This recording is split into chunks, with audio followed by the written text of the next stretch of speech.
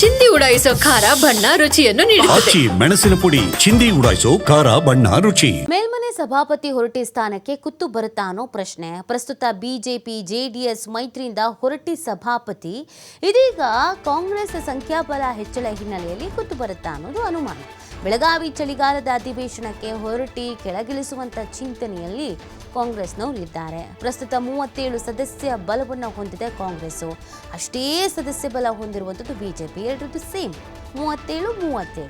JDS Congress ಸಭಾಪತಿ ಸ್ಥಾನಕ್ಕೆ ಇರೋದಕ್ಕೆ ಒಂದು ಮತದ ಅವಶ್ಯಕತೆ ಇದೆ. ನೋಡಿ, ಈ ಬಿಜೆಪಿ ಮತ್ತು ಜೆಡಿಎಸ್ನ ಮೈತ್ರಿಯಿಂದ ಕಾಂಗ್ರೆಸ್ದ ಸಂಖ್ಯಾಬಲ ಮತ್ತು ಇವುಗಳ ಸಂಖ್ಯಾಬಲ ಸೇಮ್ ಇದೆ.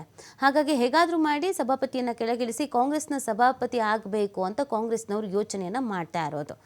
ಪಕ್ಷೇತರ ಅಭ್ಯರ್ಥಿ ಜೊತೆಗೆ ಬಂದರು ಅಂತಂದರೆ ಖಂಡಿತವಾಗಿಯೂ ಆಗತ್ತೆ. ಲಖನ್ ಜಾರಕಿಹೊಳಿ ಈಗಾಗಲೇ ಅವರು ಬಿಜೆಪಿಗೆ ಪರವಾಗಿ ನಿಂತಿದ್ದಾರೆ.